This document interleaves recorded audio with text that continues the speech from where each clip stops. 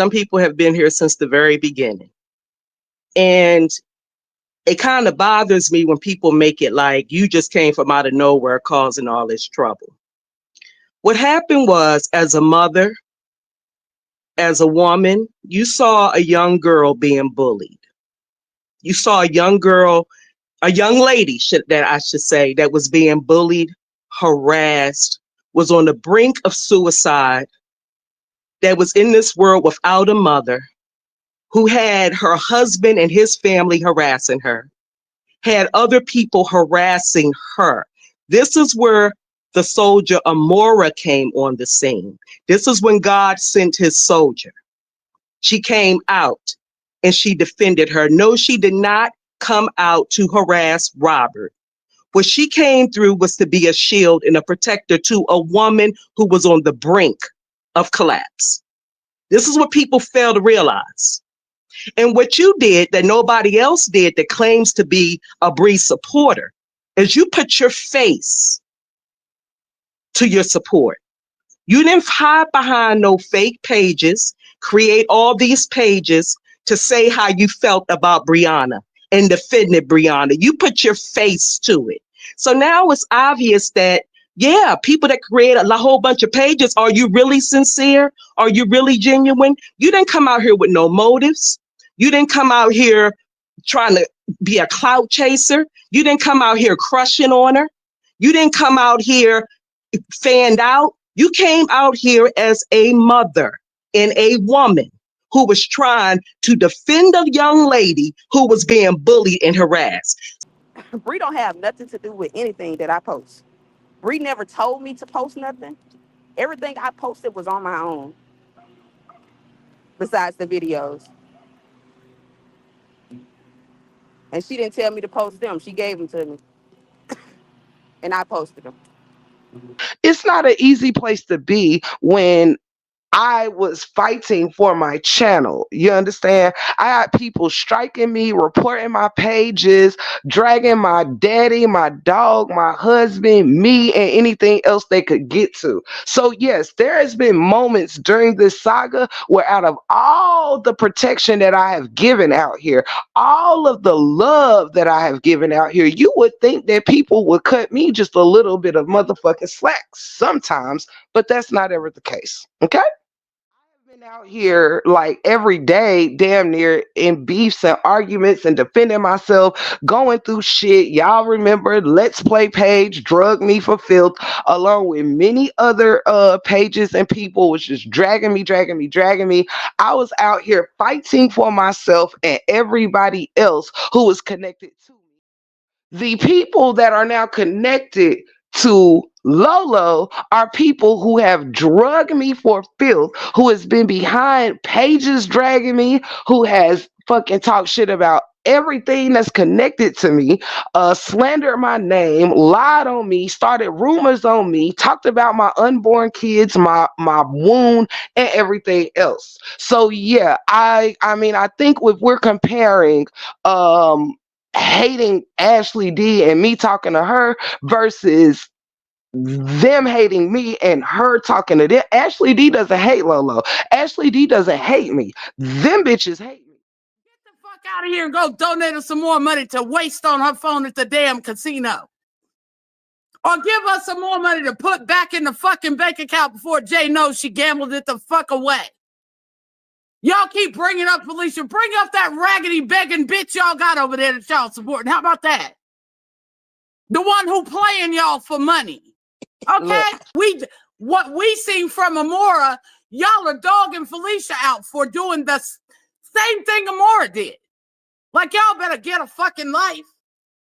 The fuck? Now tell wannabe Tasha K to get her another Amazon wish list and find some fucking loyalty. So all of y'all who talking about we attacking Amora for the last 3 hours, ain't nobody attacking her, but now I'm dropping some facts, and now y'all feel like she's being attacked. So get your wannabe rich bitch, gambling addict, hush puppy, tiptoeing, lying ass, disloyal hoe, and go check her and stop trying to check Felicia. Gina even talked about how you ate eggs out the toilet and shit. and stuff like that. Jeannie did all that. I would never talk about your trauma in your childhood. Why? Because she wanted to discredit me. That's why. She trolled Robert supporters, but she also trolled Brianna supporters. Make that make sense. Who in a right mind would do that? Who would troll both sides? You have to be one miserable individual to do that. She really wanted Robert to be done with. She wanted him to be finished so that she could feel something in her heart like, oh, I accomplished this. She wanted to ruin that man, take him down. That was never my goal. My goal was to expose him for being the liar that he is, for being the manipulator that he is, for being the narc that he is. I wasn't trying, and I always said this, I wasn't trying to stop money from going into his pocket. Because she wanted to cause division, she wanted to cause chaos, she wanted to cause discord between Black people. Okay? When can we look forward to all of this mess just But you ceasing? cannot on no day. All right, On but I'm no talking day. about. Oh, okay. All right. Well, y'all heard it here first. This drama ain't never gonna end. Not anytime soon, and not on no day. So, what does this mean to me? We have to learn to coexist with each other. Nobody's gonna get tired, and understandably, nobody's gonna back down and quit. So today I want to talk about respecting the flow of karma when the house of cards is falling down. As it relates to the Latruth saga, these YouTube streets have been hot in 2025.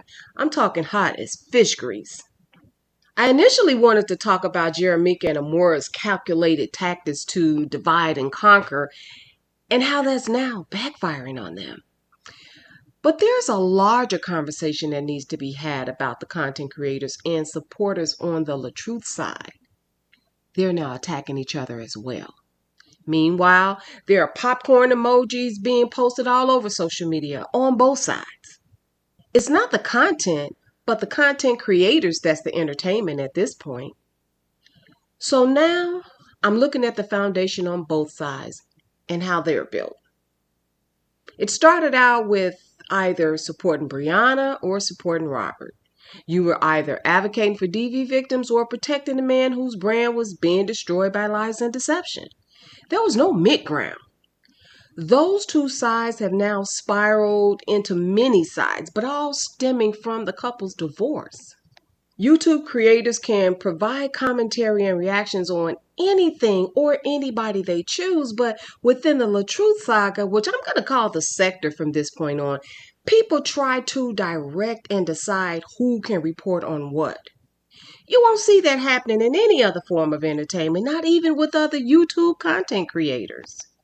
But instead of ignoring the chatter, the sector content creators are scrambling in defense of themselves and going to great lengths to debunk the lies being told on them.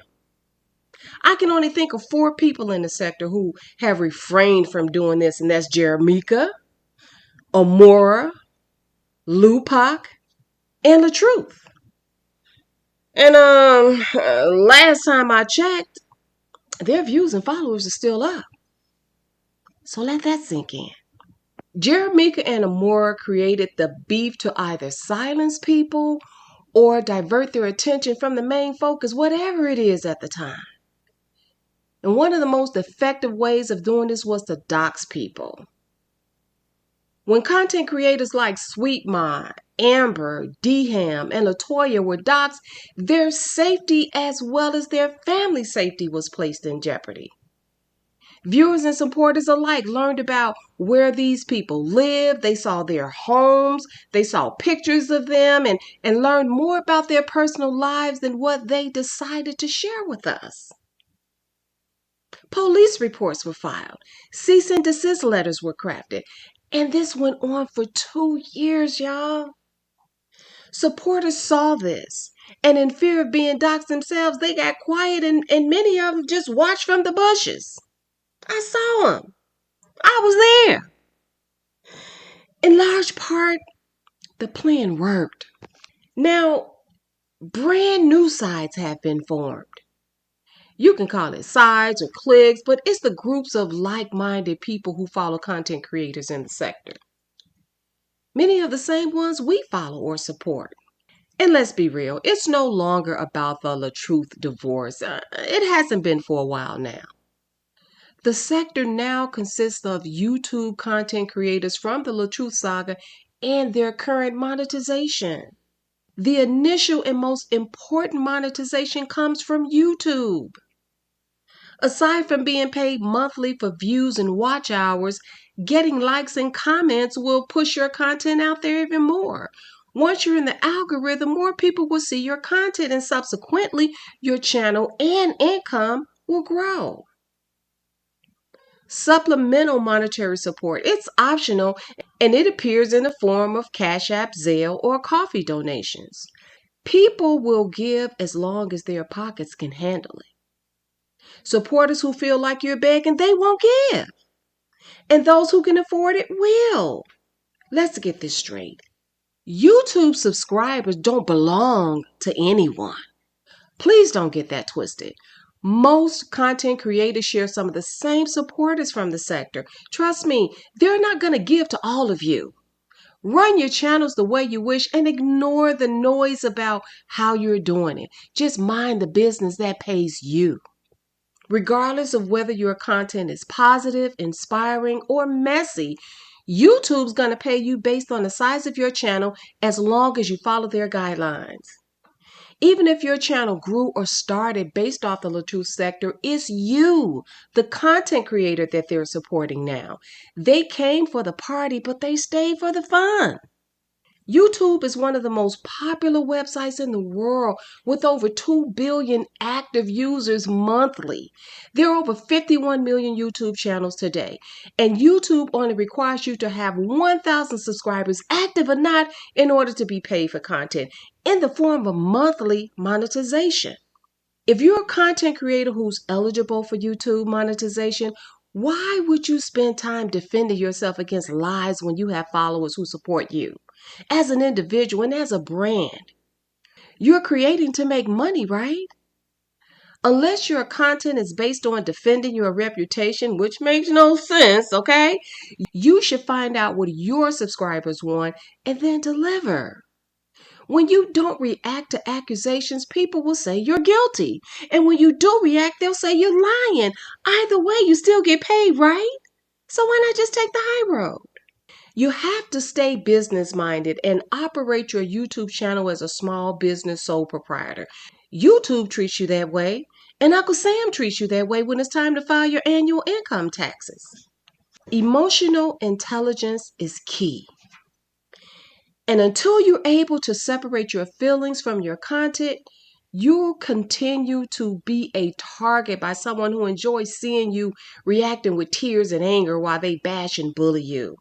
We're all grown and we're better than that. Now, having said all that, have you ever watched someone's life unfold in a way that felt like cosmic justice? Maybe you've seen someone reap the rewards of their good deeds or face the consequences of actions that seemed, well, questionable. At times like this, we might feel the urge to step in, to warn, help, or even fix things for them. But I want to explain why it's better to refrain from intervening and just trust the natural flow of karma. And let me explain what I mean by karma. We have sat back for 2 years doing the sector and witnessed the actions, intentions, and conscious choices of Jeremica and Amora. Positive actions bring positive outcomes, but negative ones create challenges for others. But then it spins back to make you scramble in defense of your own character and reputation. Karma's not a punishment. It's not a reward either that's handed down by someone. It's natural. It's a self-created process that plays out over time. When we understand this, it becomes clear that karma is deeply personal. Each of us is on our own journey of learning and growth. And karma is one of life's most profound teachers. So why would we even want to interfere with karma? Well, it comes from a place of love or concern. I get that. When we see someone we care about making mistakes, we want to shield them from the fallout. Or when we watch someone face hardship, we want to ease their suffering. But on the flip side, there are times when we feel compelled to accelerate someone's reckoning day. Why? To teach them a lesson. We think that they haven't learned that lesson yet. But here's the thing. When we interfere, we're disrupting a process that isn't even in our control. Karma is about balance and it unfolds in its own time and way. So by stepping in, we risk delaying someone's growth, distorting their experience, or even creating unintended consequences for ourselves. Karma is a teacher. And like any good teacher, it allows us to experience the consequences of our own actions so we can learn and hopefully evolve.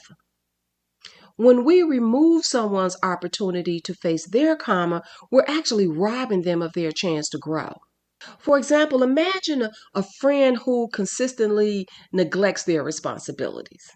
If we continue to step in and cover for them, whether it's lending money, making an excuse, or just helping them solve their problems, they never face the natural consequences of their behavior. So instead of learning accountability, they may become dependent on your help or just remain stagnant. If we let karma run its course, they might hit a turning point, a moment of clarity that inspires them to change. That transformation is far more valuable than any temporary fix that we could offer. This doesn't mean that we should be indifferent to other people's struggles. I'm not saying that. Compassion is an essential part of life, but there's a difference between helping someone and interfering with their karma. The key lies in discernment. By stepping back, we honor not only their path, but also our own. We allow ourselves the space to focus on our own growth, on our karma, and the lessons that we're here to learn. Ultimately, trusting karma means trusting the universe. It means recognizing that life has a rhythm and intelligence greater than our own. When we let go of the need to control or intervene, we open the door to wisdom, to balance, and to harmony. I am urging you to stop spiraling out of control when you become the target of someone's lies. Allow them to entertain their followers who are looking for their dose of negativity for the day. Continue doing you. Find content that's sustainable and continue to grow your channel. Don't continue to respond to the mess and the foolery. You'll gain more respect for taking the high road, and your information will reach a mature audience who's locked into your content the long way. After you get on mic and curse someone out, they might not even remember everything you said, but they won't forget how you made them feel. It's not a flex when you allow people to see you losing control. It lets them know they got to you. Sure, you'll gain a lot of views for the day, but unless you always come online and go off, your viewers might just move on to the next shiny object. It's more than enough drama on YouTube to go around. The next time you're tempted to intervene in the drama, pause. Consider whether your actions will serve as growth or just simply delay the lessons at hand. By respecting the flow of karma, we allow life to do what it does best. And that's to teach, to transform, and to bring us closer to our highest selves. So before I go, just let me reiterate that relationships built on a shaky foundation is likely to fall because its core elements are weak or unstable. Relationships require a solid foundation of trust, communication, and mutual respect in order to withstand the challenges that are sure to come. Without these, the relationship will surely crumble under pressure. You can't grow together if the foundation is shaky. It's like building a house of cards. It will inevitably come tumbling down. In order to lift someone up, you have to be on higher ground. Don't forget to like, share, and subscribe.